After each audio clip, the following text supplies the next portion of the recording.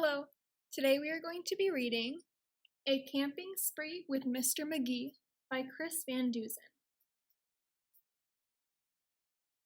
Early one morning at 7:03, Mr. Magee and his little dog Dee packed up the camper and hitched up the load, hopped in the Rambler, and then hit the road.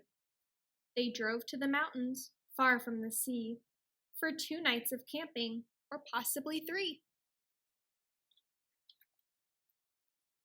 "There's nothing like camping," said Mr. Magee. "I know you will love it. Just you wait and see. The views are fantastic. There's hardly a sound. Aside from the wildlife, there's no one around. And the air is so sweet you'll sleep like a log," said Mr. Magee to his small spotted dog. A few hours later, they took a sharp right and found a great spot to lay camp for the night. It was high on a hill with a beautiful view of Mount Adams, Mount Lincoln, and Jefferson too. But perhaps the most wonderful feature of all was the brook that ran over a steep waterfall. Dee gathered pine cones and branches and logs. Magee made a campfire and cooked some hot dogs. And as the sun set behind far distant knolls, they sat roasting marshmallows over the coals. As the embers went out, they felt tired and dozy, so they climbed in their bunk beds, all comfy and cozy. But while they were falling asleep without care, along came a stumbling, bumbling bear. A kindly old bear whose sight wasn't clear. He couldn't see far and he couldn't see near. But he could smell marshmallows, sticky and sweet. This smell made him hungry. He wanted a treat.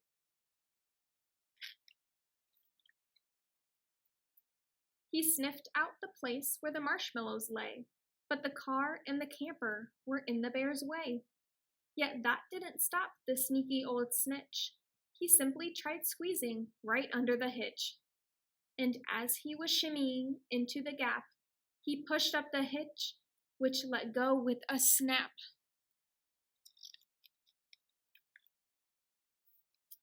Now that the camper and car were untied, they started to roll down the rocky hillside. The car bounced away on the old logging road, while the camper was heading to where the stream flowed. It flew down the hill in a wild, bumpy ride, with Dee and Magee sleeping soundly inside.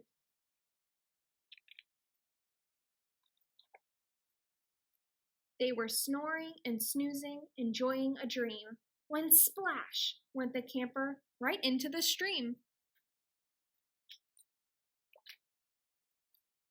The splash shook the camper. They bumped out of bed. "Now what in the world was that?" Magee said. And when he looked out and saw where they were, his hair stood on end, and so did Dee's fur. They were caught in the rapids, but that wasn't all. They were headed smack dab for the big waterfall. Dee and Magee both started to quiver. As fast and faster they headed downriver. But just when they thought they'd fall over the edge, their camper got stuck on a rock at the ledge. So there they were stranded, Magee and his pup, on the top of a waterfall, 50 feet up.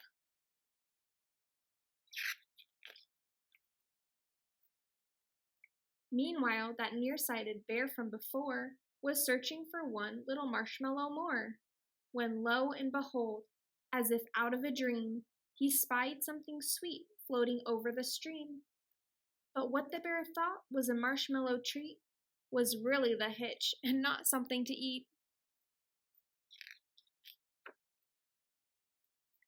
The bear was determined to capture his prize, so he jumped in the water right up to his thighs. He splashed through the stream to the edge of the fall and snatched up the trailer hitch, camper and all.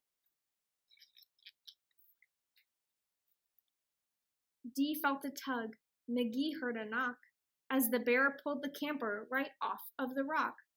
He dragged them both all the way back to the bank, when he realized the hitch was not sweet, but quite rank. He spit out the hitch and left in dismay, while Magee and Dee's camper again rolled away. It flew down the path with a jolt and a jar, and stopped in some bushes right next to the car. Dee popped her head out.